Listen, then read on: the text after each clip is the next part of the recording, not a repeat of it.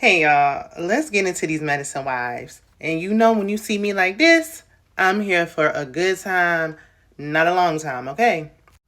Oh, and before we forget, shameless plug, don't forget to hit that subscribe, like, comment, do all the things, okay?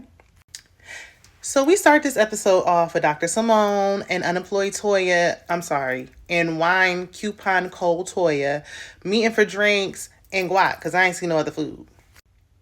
So Dr. Simone was like, your husband told my husband that he's almost afraid to plan things and dates for you because basically you gonna nag and complain about it. So Dr. Simone suggests why not Toya plan something from time to time? And I agree. I don't see anything wrong with it. Why can't you plan something from time to time? And Toya like, I'm always planning. No, you're always nagging. See, I don't want it to get misconstrued. Last week, there was mixed commentary in the comment section. And some people felt like, okay, Toya shouldn't get her foot up off his neck because she shouldn't accept the bare minimum. I am the number one advocate. If you've been with me for a while, you know I am always wanting my lady to live the soft life. I want to live the soft life. But it's a relationship. There's two people. We're not gonna say Toya does absolutely nothing, but her kids are a lot older. She doesn't work. Like, you can plan a date. Like, you signed up for this. You knew that you were gonna have a doctor husband who's gonna work long hours. She's always, oh, when we first started dating. Oh, when we first started dating. Before y'all had kids, before you had household expenses, before you had all the things you have now, it's not going to be like that anymore. So you made to step up in some aspect. And I don't see fine. If she don't want to plan the dates, which then at least make some suggestions. Tell him you say, okay, I don't like this date. So he plans something else. He plans a date for a steakhouse. I don't like that. I wouldn't have picked that. I don't want that. Girl, then why don't you suggest what you like? And why can't he have a date that he also enjoys? Like, it seems like it's just all about her happiness and her satisfaction. And he may get tired of that. We know he loves, even Dr. Simone said Eugene loves her. We see that. But to me, it feels like she might love him. She might love him as a provider, all those things. He's great. But it don't seem like she likes him. She complained that they went to South Carolina and looked at history stuff. Why can't y'all do activities you both want to do? Have y'all ever been on a group trip? Sometimes you might go on an excursion you don't want to go on because your friend want to go on there. And then the next day you do what you want to do. I mean, it's compromise, it's give and take. And that's what Toya seems to be. She got spoiled, and there's nothing wrong with that. But it's like, it's not reciprocal. Okay? He's not, I haven't heard him complain about her once. And the only thing he did was complain behind her back that she complains and nags about his dates. She does. She knows it. Girl, I would tighten up. Because she made a comment, though, that had me like, She said, yeah, them boys are getting older. And I feel like when they go off to college, what are we going to have in common? What are we going to have? And he like, I can't wait for them to leave. You say that now, I don't know. Because sometimes kids be holding marriages together. And when them boys is out the house, what are y'all going to have in common? I don't know, child.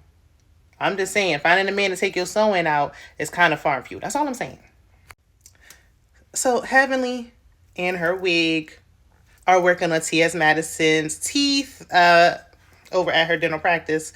And a lot of people are saying they were surprised to see Heavenly talking to T.S. Madison. I think they both have big personalities, so this friendship makes sense for me. Now, T.S. Madison said that she basically explained that she wants to be accepted as, a trans individual in the Black community. She doesn't feel accepted or anything like that. We have a lot of work to do as far as acceptance and things of that nature. I think we've come a long way and we still got ways to go. I will say I have an unpopular opinion because I've seen a lot of people like, yeah, that's right. The comment she made is just hilarious. It did offend me as a woman. I want that community to be accepting of us as women and our feelings as well. You identify as a woman and you want to be respected, you get your respect. If we say, hey, don't call us birthing parents, call us moms, or don't say we can't gatekeep menstrual cycle, that's something we experience. Respect it. Respect goes both ways. And if everybody would respect everybody, the world would be a better place, right? And that's what I think. Let me know what you think in the comments. Respectfully.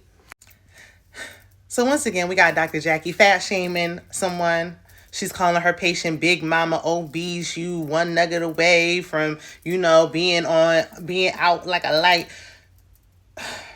Knowing what we know now and seeing them resurface clips when we were reminded that Dr. Jackie always been so nasty and so rude.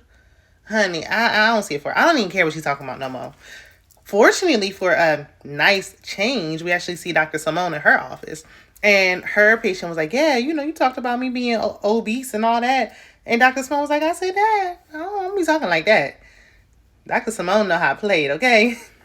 However, her patient was like, look, I've been taking a semaglutide. That's like the weight loss shots, like the Ozempic and the Wegovy and all the things.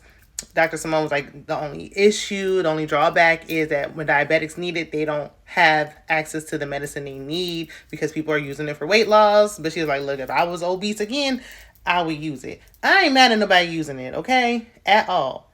But I do wish that there would be more of it so the diabetics that need it can have it. So, but, obesity can get you to diabetes. It's a catch-22. Dr. Simone's client was talking about wanting to get pregnant. She's 44, so Dr. Simone was talking about all the things that can happen with that, and if she changes her mind. Georgia state laws are not pro-choice. She's pro-choice. I'm pro-choice, but Georgia is not pro-choice. Eugene, Toya, and her sons are at the orthodontist. While they're in the waiting room, they're talking about nerds and jocks at school and all this stuff. And Dr. Eugene made a comment that Toya can plan a date for once. Okay, girl. Now your man he's starting to speak up. So are you listening? You have needs and he has needs as well. Okay. Sweet Tea and Dr. G go to her appointment. We already know what's going on with that. She's gonna have to wait until this is done with, she's done healing to try to conceive. Nothing new here. Simone and Cecil go to visit their boys at the apartment that they're paying for. And Simone, this was cute. It was a nice little run. But what else is going on? What else is happening? We need some more storylines. I mean, we've had enough of talking about people's children that are grown now. Okay? That's great. We need to have something else going. Okay? She comes over with a black light, looking at stuff. That's gross. Even if you are doing it for the cameras, girl. And then the boys fixed some food, and Cecil was like, do you know how to cook? And I'm like, didn't y'all live in the same house? What kind of question is that? Wouldn't you know? Okay. Dr. Jackie is doing a commercial for, you guessed it, the mortality rate. And she talks about Dr. Vice President Chucks and Pearls and how she met with her again, because we must be reminded each and every episode. The ladies come, they're doing a commercial, and Heavenly like, look, you're going to get it how you get it. All this doing is over. You ain't paying me for this. You're going to get it how you get it, and I feel her on that, okay? Phaedra arrives. I forgot that she was a part of the cast. Toya and Simone start arguing because, they arguing about who's going next. Child, anyway. Sweet Tea talks about her health. Child. And then the husbands meet up. They link up. And Dr. Alicia, we know she's a dentist. I don't know if she's still practicing because of her husband wanting her to be barefoot and pregnant, allegedly. He starts talking about his caveman antics and how men need to get control back and all this stuff. And he's offending the men. I don't see, because they was like, this is America, okay? He's been living here long enough. He knows, okay. He knows how things are here. Dr. Eugene had to remind Dr. Alicia's husband, like, there's still plenty of inequality. We're not getting the same pay as men, and men make more money, and all these things. Like, overall, yes, Black women are out earning a lot of Black men now, but we still aren't treated equally. We still have some ways to go.